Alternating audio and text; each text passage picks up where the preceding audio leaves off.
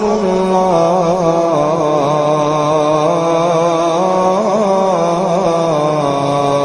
أكبر۔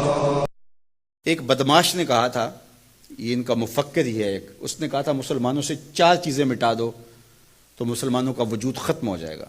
4 چیزیں جب تک ان کے اندر ہیں یہ کبھی مٹ نہیں سکتے۔ وہ 4 چیزیں کون سی ہیں؟ اس نے کہا ایک قرآن، دوسرا حج، تیسرا جہاد، اور چوتھا حضور علیہ السلام سے عشق۔ یہ 4 چیزیں اگر مسلمانوں سے ختم کر دی جائیں تو ان کا وجود توڑ کے رکھ دیا جائے گا۔ یہ بکھر بھی جاتے ہیں، یہ 4 چیزیں ان کو پھر کھڑا کر دیتی۔ تو قرآن مجید غیر متبدل ایک پیغام حق ہے اور اس کی زیر زبر بھی نہیں بدل سکتی۔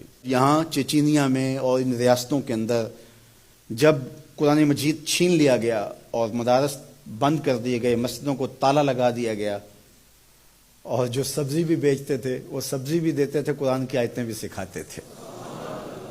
گھر کے اندر ماں جو ہے وہ کپڑے بھی سیتی تھی اور ساتھ بچے کو بیٹھ کے قرآن مجید حفظ بھی کرواتی تھی۔ تو قرآن مجید ختم نہیں ہونے والا، اور اللہ نے آج بھی، یہ امت کے عروج کا زمانہ نہیں ہے، یہ امت کے زوال کا دور ہے۔ ہر گلی میں، ہر بستی میں، ہر محلے میں حافظ قرآن ہے۔ یہ امت کے زوال کے زمانے کی کہانی ہے، اور جب امت عروج پہ ہوگی پھر کیا عالم ہوتا ہوگا۔ قرآن اس امت کی زندگی ہے، اس امت کی حیات ہے۔ لادینی قوتیں یہ سمجھتی ہیں کہ قرآن کو ان سے چھین لیا جائے۔ میں کہتا ہوں تم میں جرأت ہے تو قرآن کے چیلنج کو قبول کرو۔ قرآن نے کہا ان کنتم فی ریب مما نزلنا علی عبدنا فاتوا بسورۃ من مثلہ۔ قرآن کی مثل ایک کی صورت لا کے دکھاؤ۔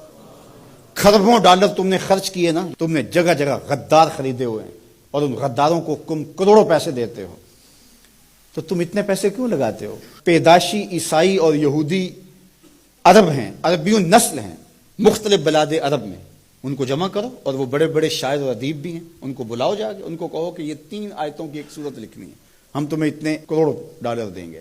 لیکن تیرے سامنے یوں دبے لچے فصحا عرب کے بڑے بڑے، کوئی جانے کے منہ میں زبان نہیں بلکہ جسم میں جان ہے۔ قرآن کی مثل نہیں لا سکے، اور قرآن کہتا ہے فَإِن لَمْ تَفْعَلُوا وَلَن تَفْعَلُوا، اگر نہیں لا سکے تو کبھی بھی نہیں لا سکو گے۔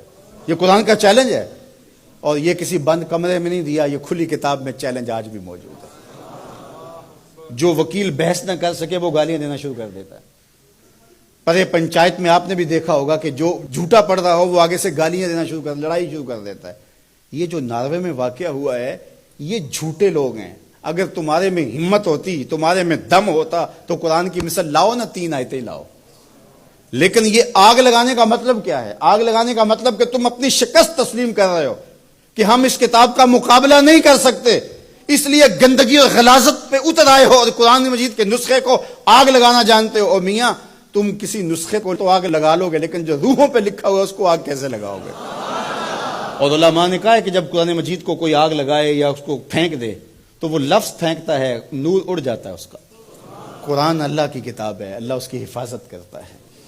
تو یہ بات ذہن میں رکھیے، یہ شکست خوردہ ذہن کی علامت ہے کہ یہ جو کچھ کیا گیا ہے یہ بالکل نکھٹو قسم کے، یہ ہارے ہوئے شکست خوردہ لوگوں کا مزاج ہے کہ وہ کتاب کو آگ لگا رہے ہیں۔ میاں یہ کیا بات ہوئی؟ دنیا کی کسی بھی تہذیب میں ایسا ہوا ہے؟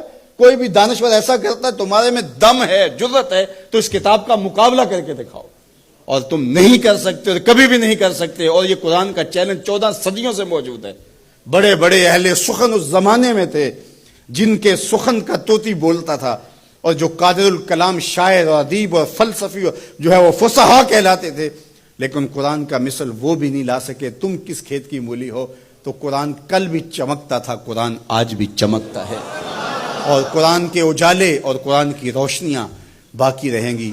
تو صاحب یہ بات ذہن میں رکھیے کہ اس کتاب سے ہمیں زندگی ملے گی، کتاب سے کبھی بھی دور نہ ہونا۔